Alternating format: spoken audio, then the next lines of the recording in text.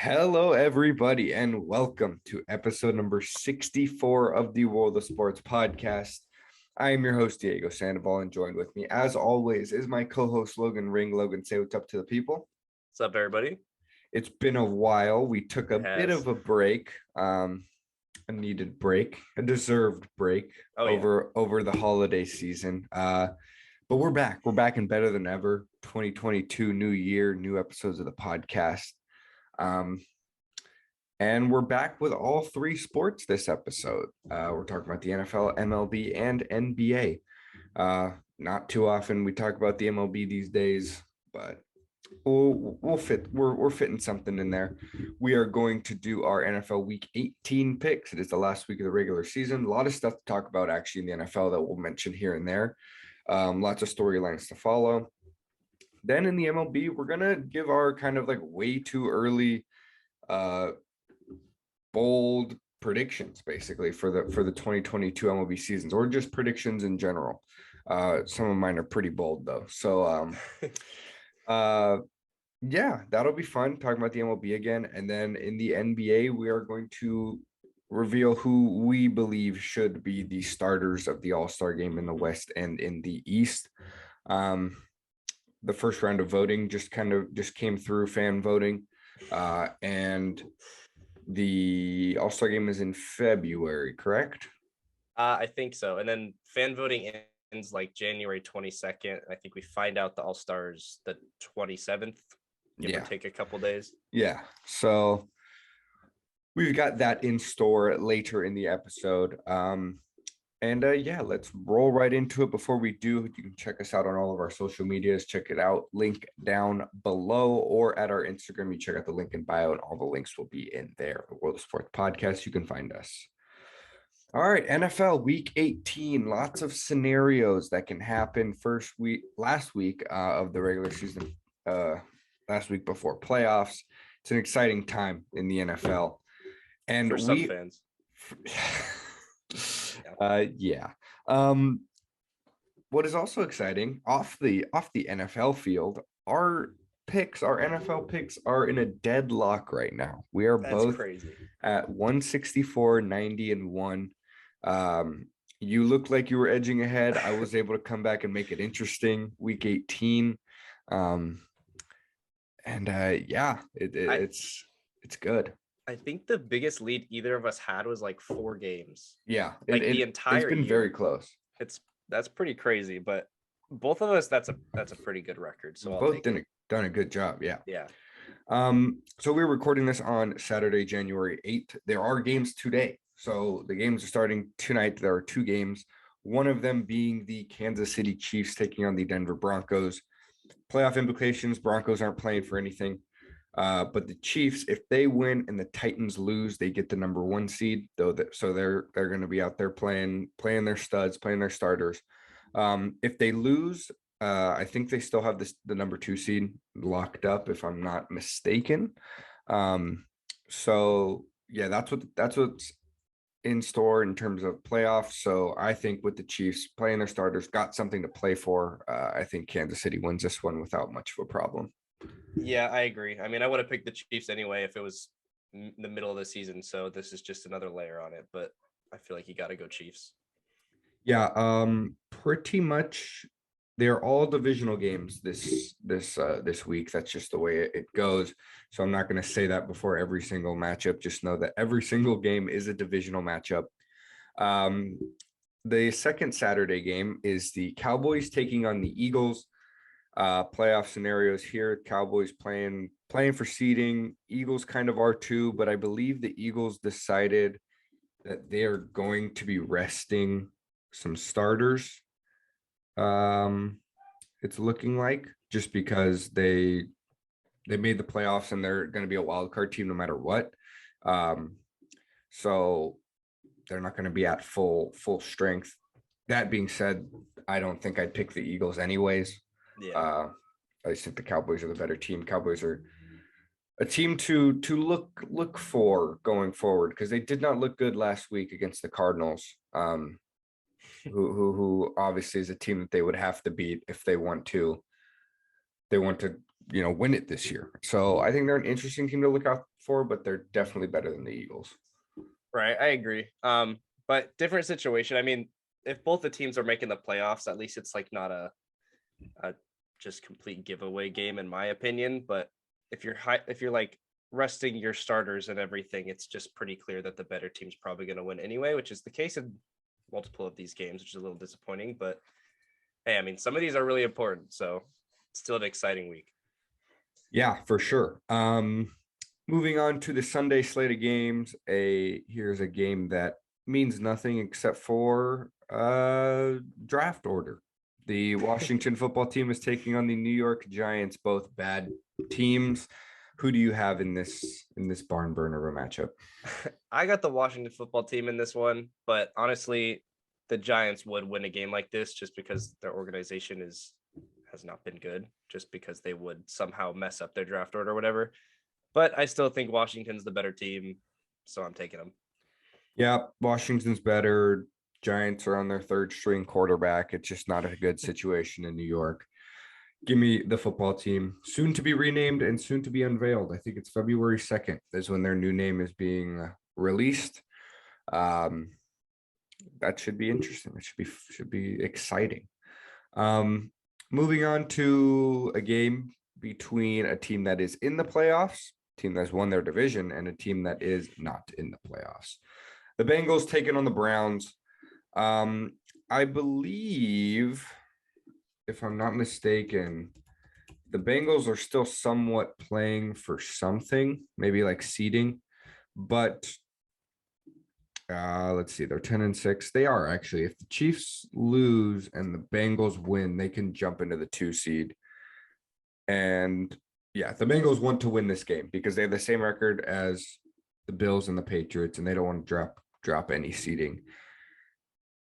I don't think it would have mattered if they're playing for something or not. The Browns just kind of fell apart. I don't know. It hasn't been a good ride for the Browns. Yeah. I mean, my team, and obviously it was disappointing to me, but I think most people think this is probably the most disappointing team this year. It's just I thought they were going to win the division. You thought they were going to be second to the Ravens, who are also not in the playoffs, which is insane, but whatever. It's just really sad what happened. I mean, yes, there were injuries, and it's been injuries all year, but they just didn't ever really look good. And I don't know what's happening with Baker. He's going to get surgery. He's not even playing this game. Honestly, that might help the Browns with how bad he's been playing, but I mean, he hasn't been healthy, so I don't really know how to look at it, but that's a topic for another day, I guess, because that's a pretty important thing moving forward in the organization. But yeah, I mean, the Bengals are going to win this one. Yeah. Moving on, sticking in the AFC North, the Pittsburgh Steelers taking on the Baltimore Ravens in what is most likely there is a very, very slim chance that the Steelers make the playoffs. Both of these teams can make the playoffs, but it'd be very tough for it to happen. That being said, it's the Steelers and it's the Ravens. It's going to be a really hard-fought game. It always is. Who do you have in this? They're playoff hopefuls, but I think their playoff hopes are pretty much not there. This is a pretty tough one for me, but I'm going with the Steelers. I think the Ravens I think they've lost 5 in a row now or whatever. And I mean, Lamar's been out, which is obviously huge for them, but they just haven't really been able to do much. And I mean, it's just the Steelers have been able to pull out in some of these games and win them. And I think the quarterback for both these teams is not going to be great, but I mean, Big Ben does know how to win some big games sometimes, except for last year playoffs, but whatever. But yeah, I mean, I got the Steelers barely in this one. I think it will be a close one. But yeah, I don't think either of them are making the playoffs. Yeah, I have the Steelers also solely based on the fact that I think they just have more to play for, and that's Big Ben. Like that, I'm sure they don't want him to kind of just. He got the win his last game at Heinz Field last week, but you want to send your quarterback off with a win. The Ravens playing with Tyler Huntley still. That team just hasn't been fully there in the past couple of weeks, and we've seen that. So yeah, I'm going with the Steelers also. I honestly think it's going to be a good game though. Like these two teams, when they play, it's hard fought. Najee Harris is probably going to have a big day. Yeah, I think it'll be a good game. Moving on to, I think, what should be less of a good game, but you never know just based off of the whole resting starters and stuff, is the Packers taking on the Detroit Lions. Now, Aaron Rodgers is going to start. He wanted to. I think he just kind of wants to keep it roll. They have the bye. They have everything that they can have clinched, but he still wants to go out there against the Lions. And whether that be to make sure they win another game or just because he doesn't want to sit. I mean, hey, you do you, Aaron Rodgers. If he does, he is playing, therefore there's no way they lose to the Lions. Yeah, I honestly don't have much to add. I mean, maybe they'll pull him and then something weird happens, but I just don't see the Packers losing this. Yeah. Moving on, AFC South. The Colts are taking on the Jaguars. Jaguars again in it for draft position. The Colts are in a position where they win and they're firmly in that top wild card spot. If they lose, a lot of other stuff can happen, but I don't know about you, but I don't see them losing to the Jags. Yeah, I mean, if you have an incentive to lose and the other team has an incentive to win, I don't really see how that they can both of them can mess this up. So yeah, I'm going Colts. Yeah, I believe earlier this season, the Jaguars beat them, but we know that the Colts pulled it out 23-17, but I remember it being a close game. I saw a stat that the Colts haven't won in Jacksonville in like 4 years or something, but I think we're seeing a trajectory of teams that are just in completely different directions. And there's no way the Colts let the Jaguars beat them, because if the Colts do lose, then that opens up hope for the Ravens and Steelers to possibly sneak in.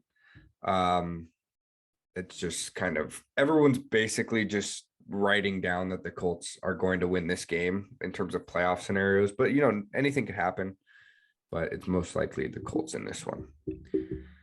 Moving back to the NFC North, the Minnesota Vikings are taking on the Chicago Bears. I believe, yes, neither of these two teams are playing for playoffs. This is just kind of a play for fun, play for draft position, I guess. But the Bears don't even have their pick next year, so that's cool. Who do you have in this one? Yeah, this was actually kind of a close one. But I got the Vikings in this. I just think that they are the slightly better, worse team. But yeah, I mean, maybe they do want to lose this also because they actually have their pick. So who knows? But not a fun matchup in my opinion. Yeah. And teams aren't gonna like throw games like that just isn't how it works. And also the Vikings, I feel like, are gonna land like 14-ish no matter what. 13-14. I can almost guarantee you one thing: probably both these coaches won't have a job on Monday. So that's an interesting kind of part of this matchup, is they both want to win to maybe save themselves. But yeah, I also have the Vikings. I think they're just a better team in this one. Are we gonna have the same picks? Same picks? No, we're not. We're not. Trust me, we're not. Oh, okay, got you.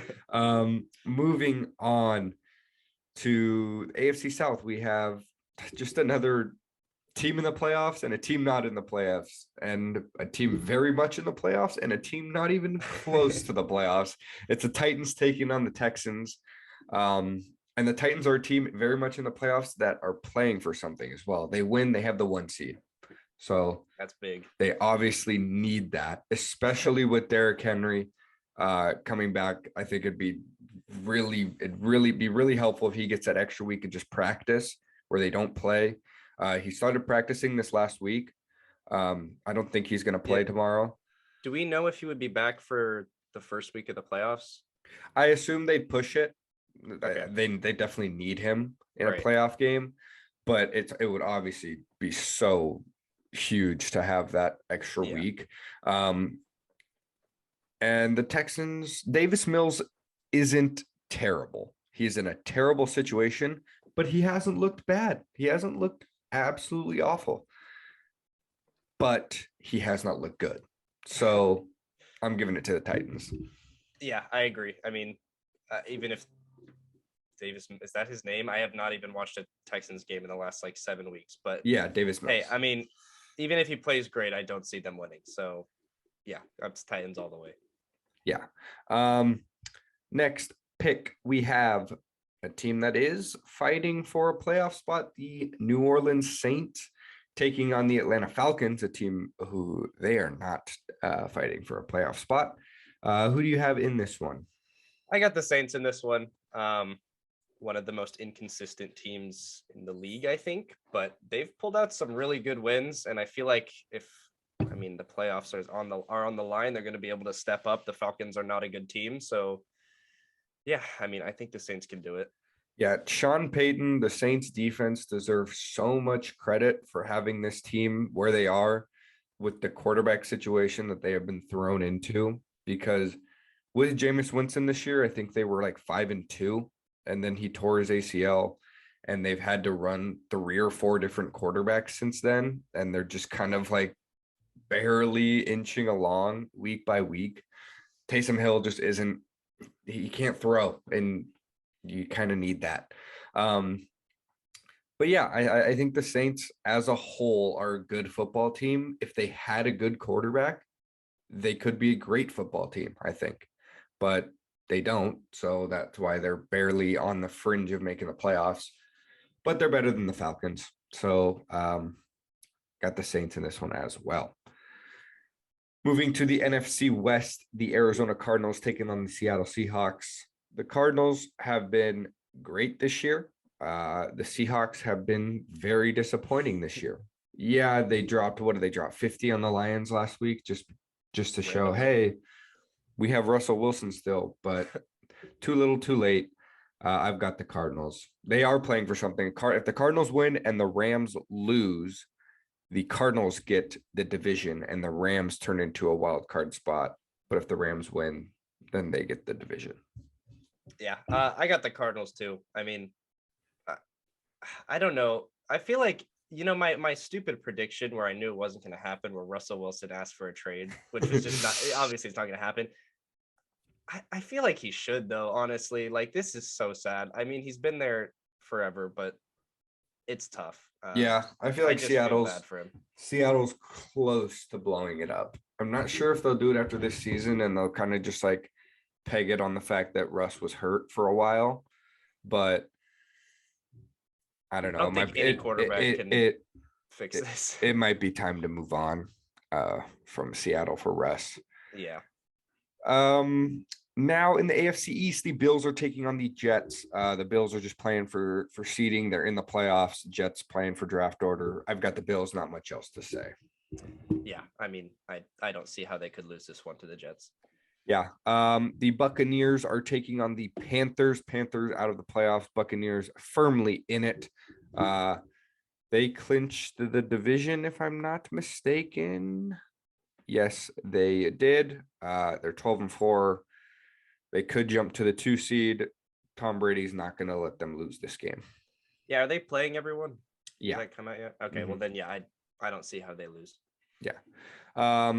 Next up, AFC East, Patriots taking on the Dolphins. Patriots in the playoffs. Dolphins are eliminated. Who do you have? I got the Patriots, but I feel bad for the Dolphins. They had such a turnaround in their season, and they still didn't make it, which sucks. But they did go against some. They were frauds. They were frauds. But hey, it's the record doesn't look bad, so I do kind of feel bad with the Patriots. They had a turnaround season too, and they have been dominating ever since. So yeah, I think they got this one. I'm excited to see what they do in the playoffs. So yeah, similar to how I said Tom Brady won't let them lose that game, Bill Belichick won't let them lose this game.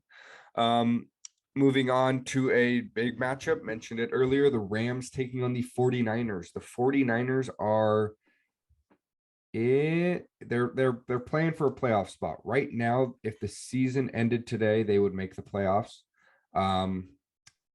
It's about to end, actually. They just kind of need to win. And if they win, they're in. Basically, the Rams are already in. If the Rams win, they win the division. But if the Niners lose, the Saints win, the Saints get in. So I think that's how it ends up being. because the Saints have the tiebreaker somehow. I think that's right. But I think both the Rams and the Niners are going to play everybody, and it's going to be a good game because they both have things to play for. They both have playoff implications on the line. But I've been rocking with the Rams all year. They were my Super Bowl pick at the beginning of the season, and I'm going to stick with them. I've got the Rams beating the Niners tomorrow. Yeah, I got the Rams too. I mean, they still have a team that I feel like can get better than they already have been. Especially their defense, in my opinion, with all the names on that. I feel like they should be absolutely dominant, and they are really good. But another week that they can just show how good they are. And obviously it's an important one too. So I feel like that they can pull this one out. But the 49ers, I mean, I feel like they've had a pretty good season that nobody really cares about. So props to them. I mean, if they make the playoffs, that's pretty impressive because I was completely writing them off. But yeah, I still got the Rams. Yeah, Niners, if they make the playoffs, they're one of the dark horse, I feel like, wild card teams that could make a push for sure. And that would start with beating the Rams, and that's obviously a statement win. Rams have won 5 straight. If they win on Sunday, 6 straight going in the playoffs, that's strong. Now, capping it off, the Sunday night football game, the game of the week. I mean, it got flexed to Sunday night football because it is the game of the week. It's the ultimate kind of week 18 game. If the team that wins is in the playoffs and the team that loses is not. The Raiders and the Chargers. I'm going to assume, based off of your foreshadowing, you took the Chargers. Yes, I did. And I am taking the Raiders. And I just want to do my little thing because I feel like I need to say it. And I feel like everyone needs to acknowledge it. The fact that the Las Vegas Raiders are playing for a playoff spot in the last week of the season is dumbfounding. Like, this team should be so far in the dirt. Like, the amount of stuff that they dealt with this year is insane. I think, obviously it started off with just John Gruden. That was just bad. 3 weeks into the season, bad. 2 weeks later, the whole Henry Ruggs situation. It's bad. Very bad. He's gone. A week later, Damon Arnett, starting corner, for some reason, he does stupid stuff online. Gone. Bad. Just last week, we had somebody, there was a DUI, but it wasn't really a DUI. I don't know. This is what happens when you put a professional sports team in Las Vegas. It's literally what happens. And that's why it's been it was so opposed for so long. But they're still here. Like, they're still a team that's being talked about.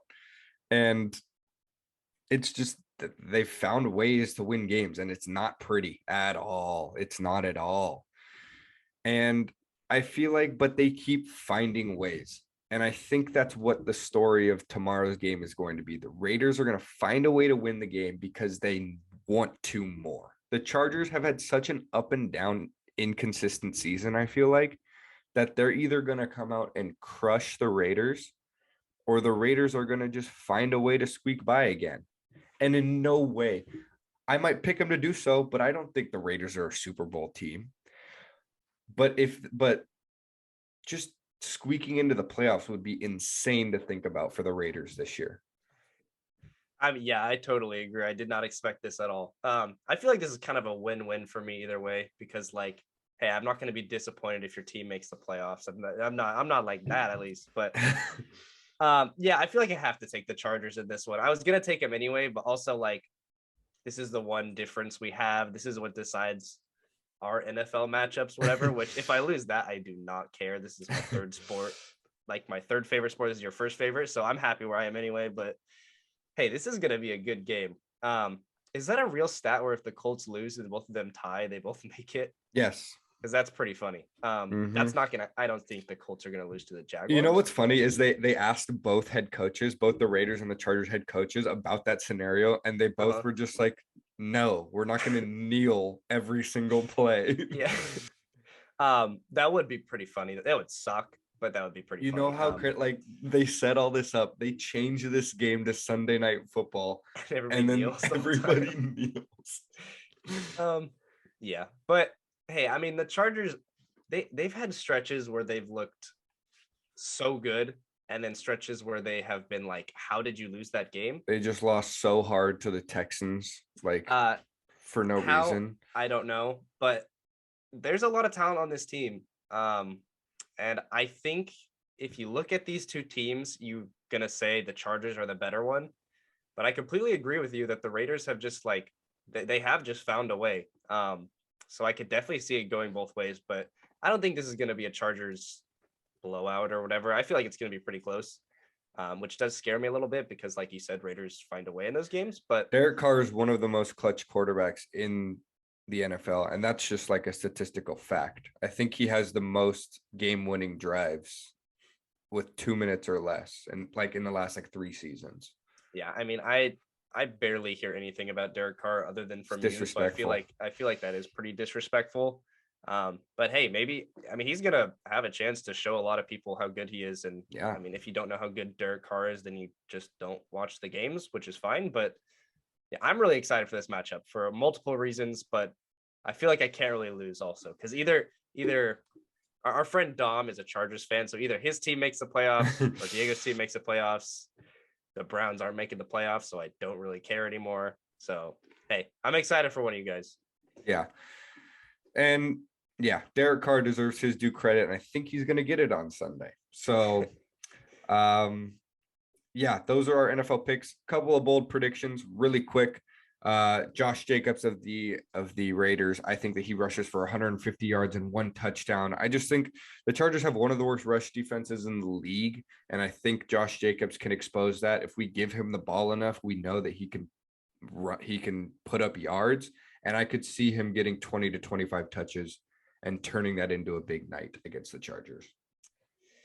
Yeah, I have one of my classics where the Titans beat the Texans by 30. I don't think any of mine have hit with that. On last chance. I think I've had like 2 bold predictions hit all season other than last week, which it was just kind of a joke, but whatever.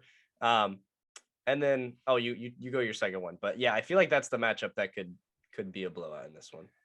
Sure. So my bold prediction is kind of interesting. I have Cooper Kupp breaking the NFL receiving yards record and the NFL receptions record tomorrow. He is currently at 138 catches for 1,829 yards. He needs 1,964 yards to break the record. So he needs 140 yards tomorrow. And he needs 11 catches. So I think he gets 12 catches, 148 yards, 140 yards. I think they're going to pepper him and they want him to break this record. I like that one. I could definitely see them just, he's obviously been thrown to so much this season already, but why not this game? So yeah, that's a good one. This one I've also done before, but I did like it. It was pretty close, and I feel like it's an interesting one. It's the Chargers and Raiders. In the last 2 minutes, there's a game-winning drive, or I guess the lead changes. I like that one. I feel like it's going to be a close matchup, and also if both those teams' seasons come down to that, so that's going to be super exciting. It's prime time, everybody's gonna be watching, so I'm excited for it. God, I can't wait to watch that game, dude. Oh, I'm gonna have a heart attack. It's not even funny. I'm excited for you, except I would also be very stressed, so we'll see. I'm gonna be freaking out. Anyways, yeah, those are our picks. We've got one difference, and it comes down to the last game of the season, the most important game of the season. Everything on the line. Let's go. All right, that's all we got for NFL. We want to do MLB next. Yeah. All right, MLB. Yes, I love talking about the MLB. Also, the NFL is my second favorite sport. Don't spin my words. Sorry, my bad. The MLB, way too early. Did you attach the word bold to your predictions? See, when we were talking about it, we just said predictions, but they are a little bit bold, but some of them, they're not as bold as my NFL predictions. Right. Some of them are just bold because it's still 4 months till the season happens, and we really don't know. Yeah, that actually is an if. That sucks. Anyways, I'm going to go in my first one, and there may be some bias attached to it, but I think it happens. I think that the San Francisco Giants will win less than 80 games after winning 107 in 2021. They were the story of 2021. I don't think anyone will argue with you on that. Nobody projected them to win more than 80, and they won 107. And I just don't think they can follow it up with a winning season. I guess this, you could also attribute this to they don't have a winning season because there's 162 games and you got to win 81. They lost Kevin Gosman, who, although it kind of became Logan Webb till the end of the year, throughout the regular season, Kevin Gosman was their best pitcher. He was a Cy Young candidate at a certain point. That's a huge blow. That was what kind of carried them. Their pitching did enough to have their offense have these magical moments all throughout the season. They lost arguably their best offensive bat from the last season in Buster Posey.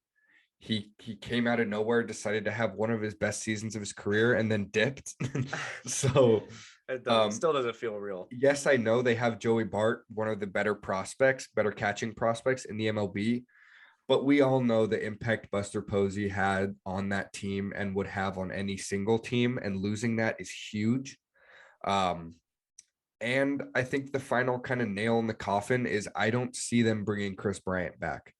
I think he fits so well for them, but for some reason there's something inside me that thinks he wants to go somewhere, and somewhere else is going to offer him a lot more money. I don't know where that would be, like, at all, considering we don't know where the market is right now, because no teams have, like, there are teams that haven't spent anything but probably want to at some point if they're allowed to before the season. So it's really hard to project that type of stuff, but I just don't see it happening. And I think those three are the big three combined, but also just with how ridiculous, and I guess you could just call it magical, that season was for the Giants. I feel like it kind of runs out at a point, and I don't see them continuing it with the current roster they have. Yeah, I mean, it was really fun to see the Giants do what they did last season. But I don't think you can look at this offseason and feel like it was in any way a positive for them. And yeah, there's still question marks like Chris Bryant, like you mentioned. Maybe they do sign another free agent. So yeah, I mean, I feel like that's a little bit bold that they'd be under 500, but I could definitely see it happening just because, I mean, they were projected to have like 60 wins or something last year, and then they got like 100 something. But yeah, I mean, we'll see what happens. I feel like that's probably the team that I feel like would have the highest range. Maybe them and like the Padres, where it's like maybe they could have this many wins, but maybe they have like 40 less or whatever. Right. So yeah, I'm excited to see what happens with them, but a little bit of a disappointing offseason in my opinion for them. My first prediction is actually a 2-team one. Not really in a similar spot, but similar like disappointments, sort of. I have both the Angels and Mets making the playoffs next year. Yeah. I feel like that's pretty bold, but also just because of the organizations, if you look at these teams on paper, they should absolutely make the playoffs. I feel like their offseason moves were pretty good. For the Mets side, they signed Max Scherzer. That's insane. Eduardo Escobar, Starling Marte. They're just getting deeper, and I mean, their pitching staff is insane. Jacob deGrom and Max Scherzer, I don't know if that's the best duo pitching. The Mets won the offseason before the lockout, in my opinion. I agree. And we've said it for like 4 years, or probably like 2 or 3 years in a row, where the Mets need to make the playoffs just because the offseason moves they made, like there's no way they don't. But man, like I just don't see them not making the playoffs with the amount of talent on this team, barring injury, obviously. But I mean, that's what's been happening. But I just feel like this has to be the year with the talent on this team. They've have so much talent, and they were not terrible last year. I mean, if you had Jacob deGrom injured, that's obviously your best player, and they still finished like around 500. But yeah, I feel like this has got to be the year. And for the Angels, they got Noah Syndergaard. Their pitching has always been the problem, that and injuries. They got Shohei Ohtani, who is the MVP. Mike Trout should be healthy, hopefully. And I mean, with that talent on your team, like those are like two of the top 3-4 players in the league. And also Anthony Rendon exists, but we have no idea what he is anymore. He's another sort of wild card player. I mean, he was like ranked top 10 for a bunch of people, and then I don't think he was a top 100 player last season. He was awful, but we know the talent that he has. So I'm really hoping the Angels make the playoffs. I want to see Mike Trout in the playoffs. How have we not gotten that? I mean, it's just so sad, but I think these two teams are set up where they can do this. I'm excited to watch them next year, but I feel like this is the year that they can both make that playoff run. Yeah, the team that I'm circling this upcoming year is the Angels. I just think that you look at their lineup fully healthy. Trout and Ohtani are the two best players in the league fully healthy. Like, that's just like based on what Shohei Ohtani did last year, you can't not call him the best. Like, look at what he does. He does it all. Like, there's something Literally about everything. that. And Mike Trout is Mike Trout. He's on his way to becoming arguably the greatest baseball player ever. And then Anthony Rendon. He has the talent of a top 10 player, like you said. Jared Walsh is an all-star. David Fletcher is a base hit machine. This team has pieces. Mauricio Iglesias, they brought him back. He is an all-star closer. Like, they have the tools, and they're a fun team to watch. And it's just gonna come down to whether the pitching can hold up. And I don't know. Syndergaard is definitely in a kind of contract and situation where he has to prove himself, and I think he will. Yeah, and for the Mets, I have a prediction for the Mets, so I'll go with my prediction for the Mets. I think that Jacob DeGrom and Max Scherzer, they both finish in the top 5 in Cy Young voting next year. I almost went top 3, but that's a lot, I felt. So finish top 5 in Cy Young. I guess I'll throw it out there. Neither of them are winning it. Okay. I guess that'll add to the boldness of it. But they both finished in the top 5. They're both so good, and I feel like they're two pitchers. DeGrom maybe less because he throws hard, but they're two pitchers that I think could get better with age. And Max Scherzer is. Max Scherzer had a legitimate case for Cy Young last year.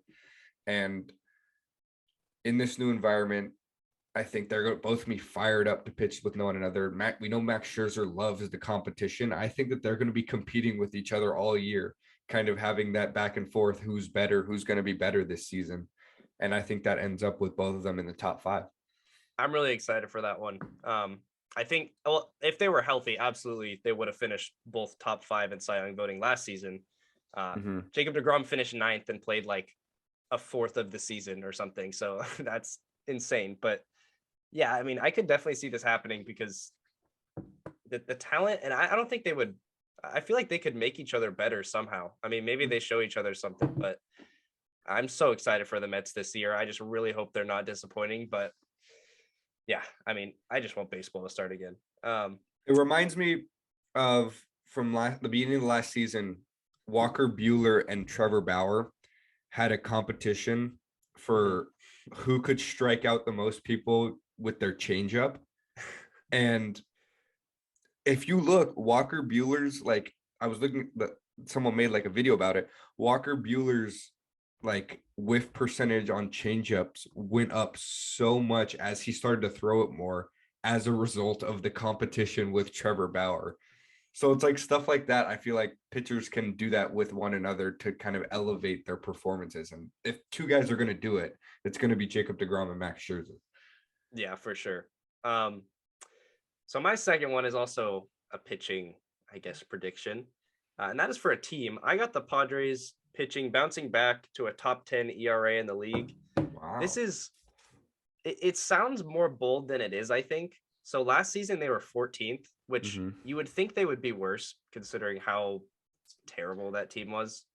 But the talent of the pitching staff on that team is really good. And they had injuries like Mike Clevenger, Chris Paddock, who had a disappointing season. But the pitching rotation is probably Yu Darvish, Joe Musgrove, Blake Snell, Mike Clevenger, and maybe Chris Paddock. But I feel like that's pretty good.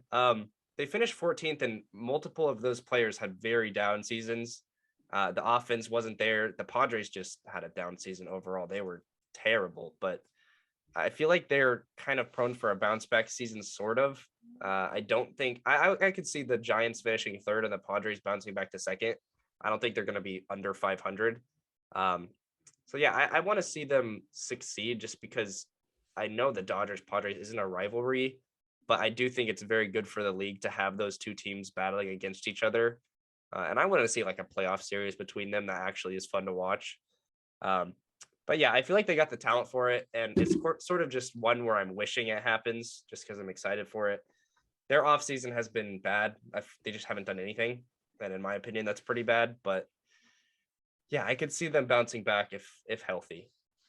Yeah, I think the one guy, the wild card on that rotation is Yu Darvish, which is, I don't like the wild card being the ace, but I think that's just how it is. I honestly believe he's one of the more overrated pitchers in the league. You look at you could just look at ERA. He had a really good shortened season, but other than that, his 3 out of the last 4 seasons, what, 4.22, 3.98, 4.95 ERAs. Like he struggled recently for sure. And he has the pitch mix and just straight up like the pitches and the, whatever you want to call it, to be a successful pitcher. But there's just something he hasn't fully gotten down, and it's one of those guys that it could happen, and it very well might, but it's going to be up to him to kind of set the tone, I feel like, for that rotation, and we'll see if he's able to.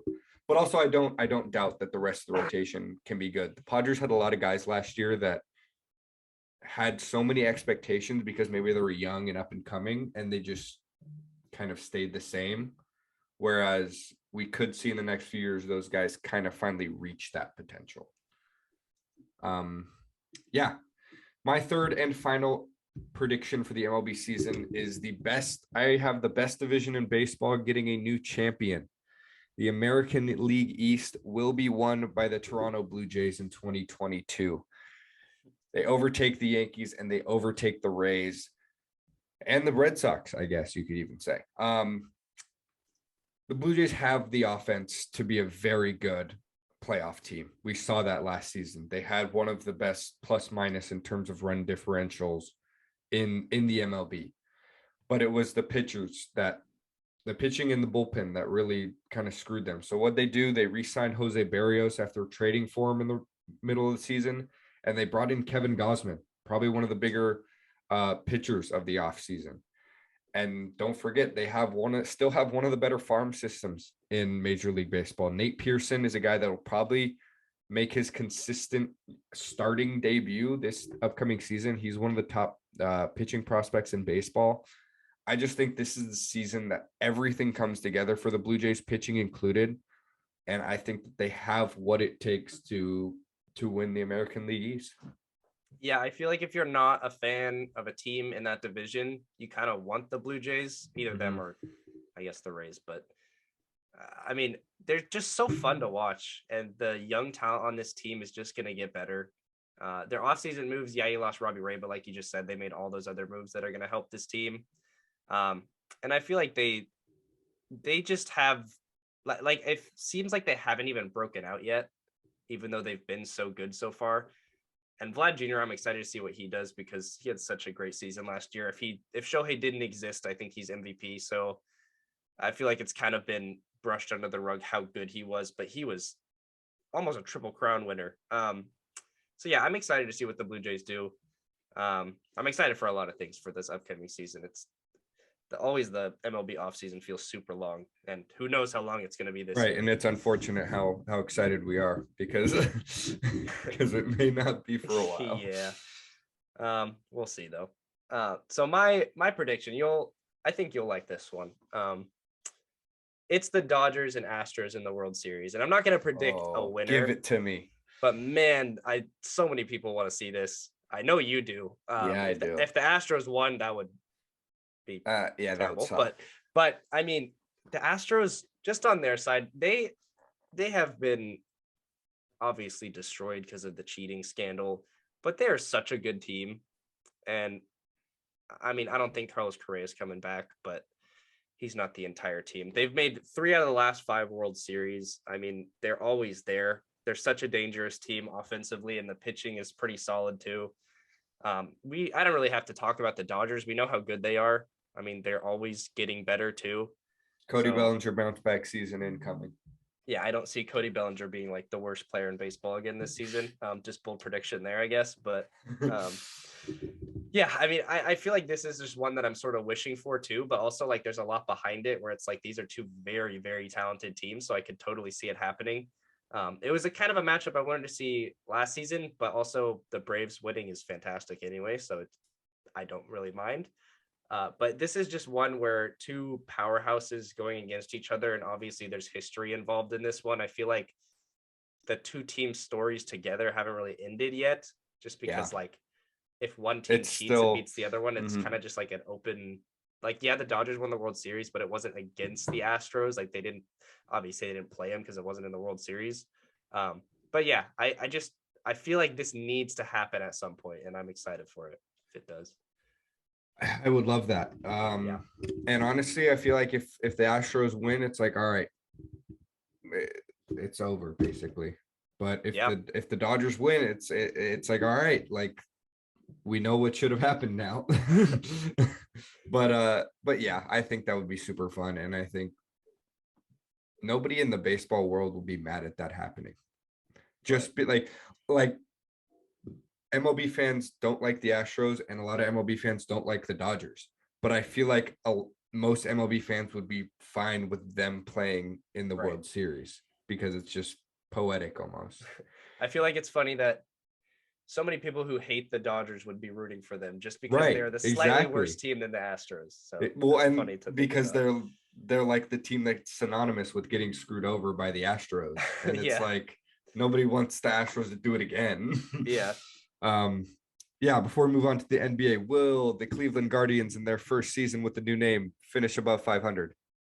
I do. I think that they'll finish around 500, but like 85 wins. That's my prediction. They still got some talent on that team. They do for sure. All right. We don't trade it. Moving on to the NBA.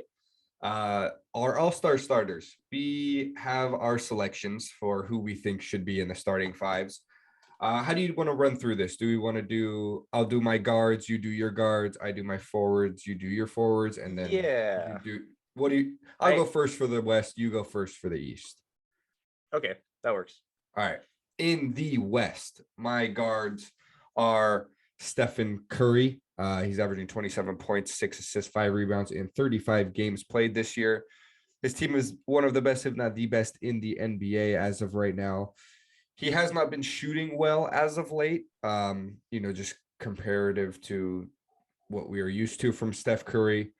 But he's still putting up ridiculous numbers. He's the best player on the best team. There's no doubt he deserves an all-star spot. Yeah, I mean, I don't think you can go wrong with Steph Curry there. I think you're insane if you don't think he's there. I go for the East guard now. Is that what you're saying? Okay, here. I'll do my 2 West guards, and then you do your 2 West guard. Okay, and then my second guard in the West is Luca Doncic of the Dallas Mavericks. Now, he has not played a lot.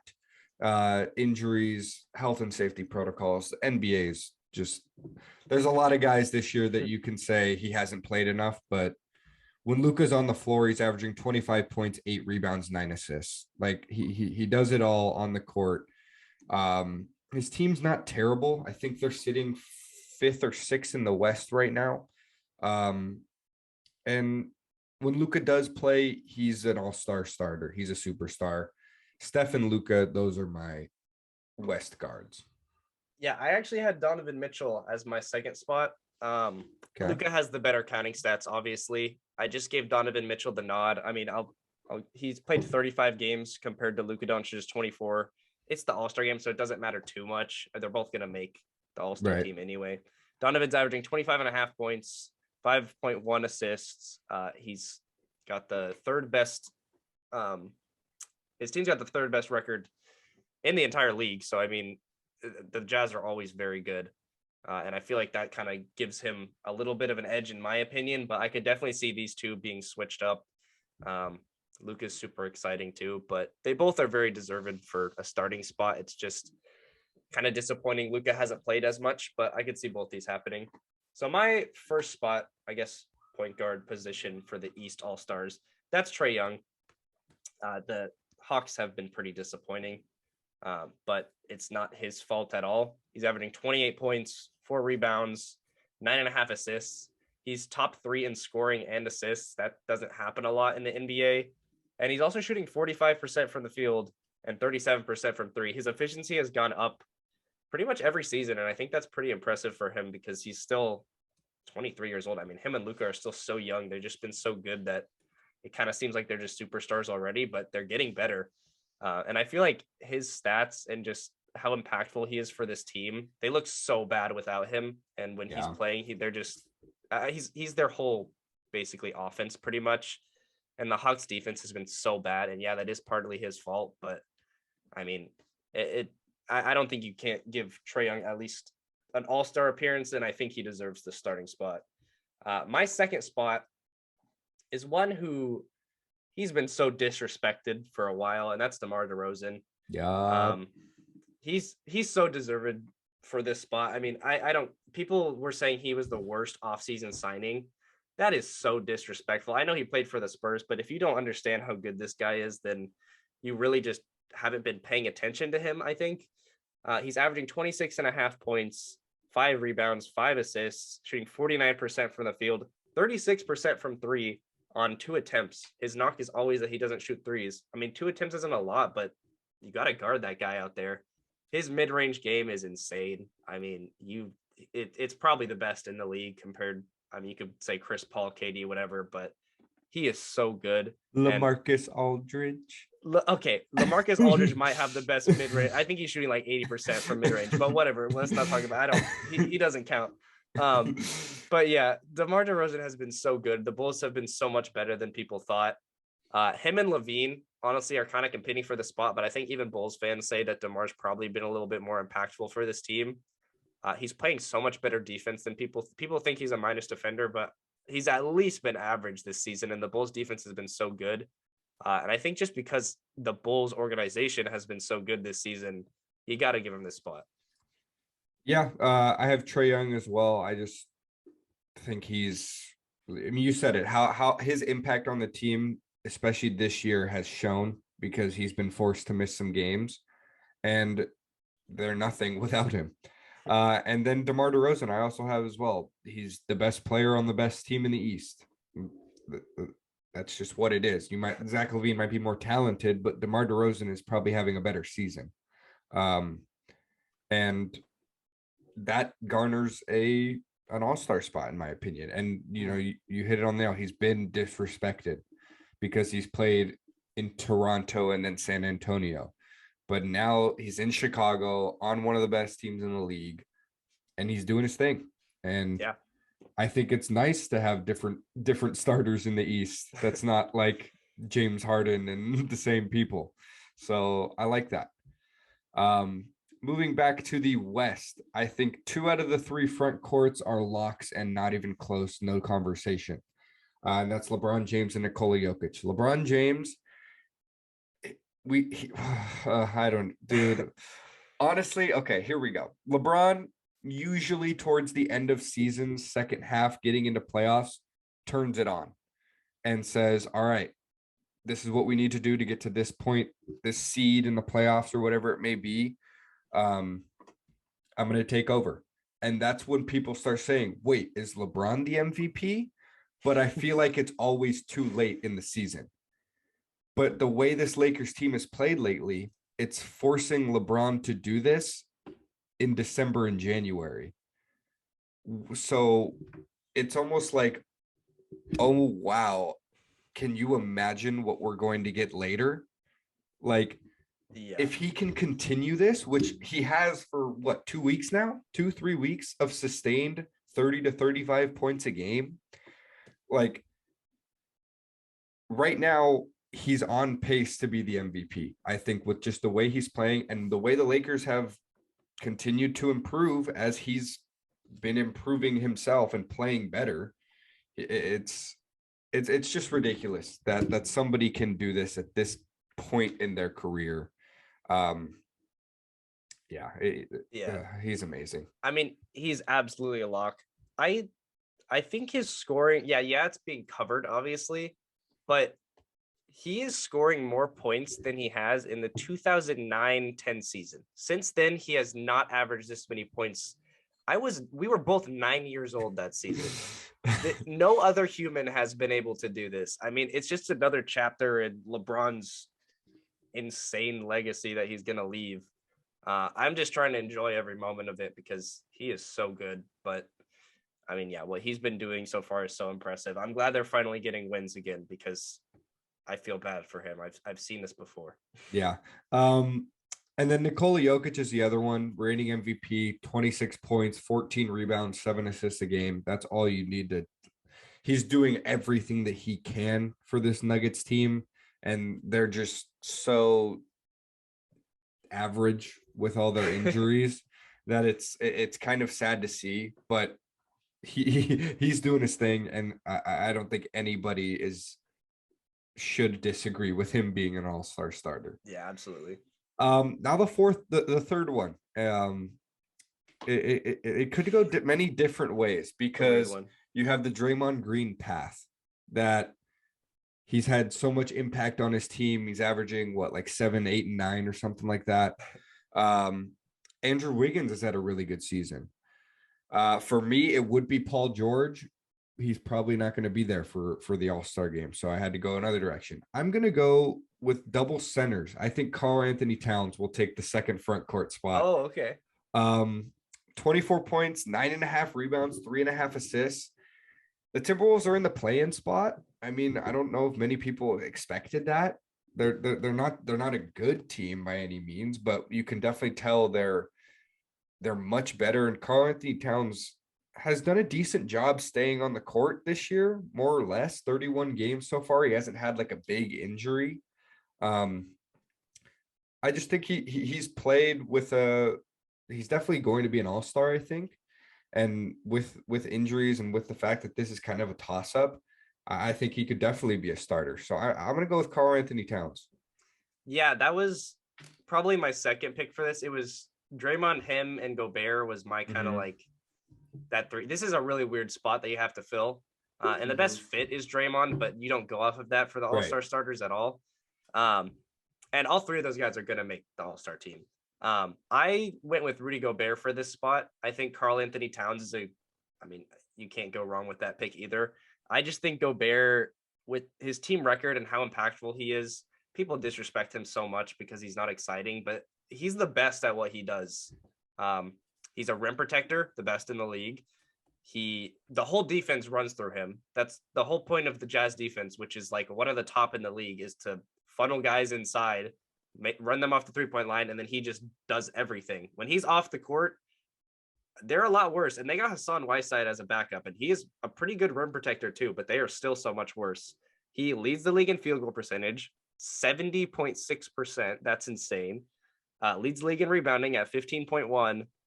15.5 points for Rudy Gobert is pretty good. And that guy takes 7.5 shots to get 15.5 points. That is really, really good production from your center. And if you watch Jazz games, you can see how good he is. But yeah, if you want to go counting stats and just fun, which is sort of what the All-Star game is, you can't go wrong with Cat either. So either of those picks, this is a weird spot to fill. So who cares? But yeah, I mean, I went Rudy Gobert for that one, but it really doesn't matter. Yeah. So moving on to the East forwards, I feel like this is pretty set. I think this is very obvious. I don't think you can really, I don't really see an argument for anybody else, but it's like 3 top 7 players in the NBA. Yeah. It's KD, Giannis, Embiid. Yeah. KD, leading the league in scoring, 30 points a night, 52% from the field, 37% from 3.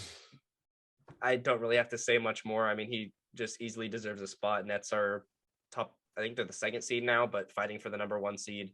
Kyrie's coming back. We should probably cover that soon, but that's another like coming story. Back. Half, less than half coming back, but still coming back, I guess, technically. But that's KD. He's top 3 in MVP for sure so far. And then you got Giannis. I mean, he puts up 28 and 12 a night, 6 assists, and they're just like, oh, that's normal. That's just Giannis. And also is one of the best, if not the best, defenders in the league. Yeah, Like one of the just, most versatile ones too, yeah. because I mean, we saw it in the finals last season, but he does that all season. He's one of the most, I guess he's probably like one of the superstars that gives the most effort in the regular season, in my opinion, especially on the defensive end.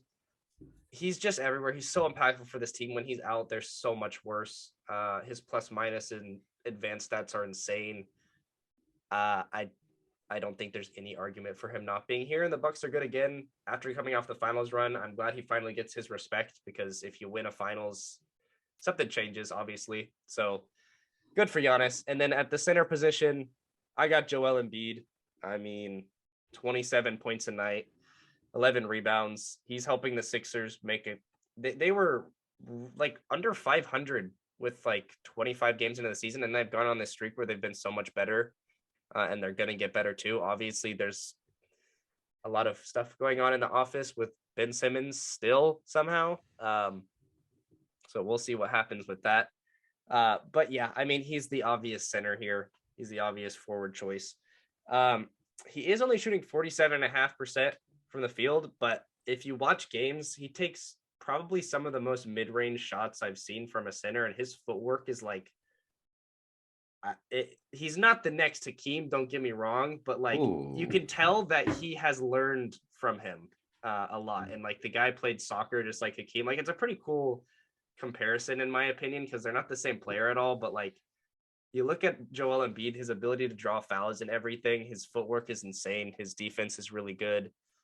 He's just a fun player to watch, and I think a personality that fits perfectly for the All-Star game. So yeah, I mean, those three positions are just clear in my opinion, but I'm excited to watch this. Yeah, those are the most obvious, I think. KD, Giannis, it's not even close. They're two of the top three probably players in the NBA. I don't know. Everyone has the same rankings, but I think those are definitely synonymous, like, or I guess consensus top five for sure. And then Embiid is obviously the best center in the East, and it's not too close.